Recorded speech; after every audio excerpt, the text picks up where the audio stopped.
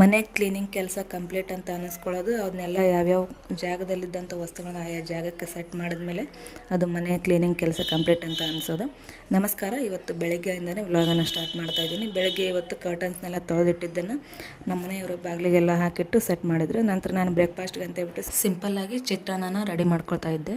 Breakfast ಎಲ್ಲ ಮುಗಿಸ್ಬಿಟ್ಟು ಇನ್ನೊಂದು ಸ್ವಲ್ಪ ಕ್ಲೀನಿಂಗ್ ಕೆಲಸ ಇತ್ತು, ಅದನ್ನು ಮಾಡ್ಕೊಳ್ಳೋದಿತ್ತು ಅಂತ ಹೇಳ್ಬಿಟ್ಟು ಬೆಳಗ್ಗೆನ ಅಡುಗೆನೆಲ್ಲ ಮಾಡಿಬಿಟ್ಟು ಅದೇ ಜೊತೆಗೇ ಸ್ವಲ್ಪ ಚಿತ್ರಾನ್ನ ಮಾಡಿಕೊಂಡು ಬ್ರೇಕ್ಫಾಸ್ಟ್ನೆಲ್ಲ ಮುಗಿಸ್ಬಿಟ್ಟು ಕ್ಲೀನಿಂಗ್ ಕೆಲಸಕ್ಕೆ ಹೋಗೋಣ ಅಂತೇಳಿ ರೆಡಿ ಮಾಡ್ಕೊಳ್ತಾ ಇದ್ದೆ.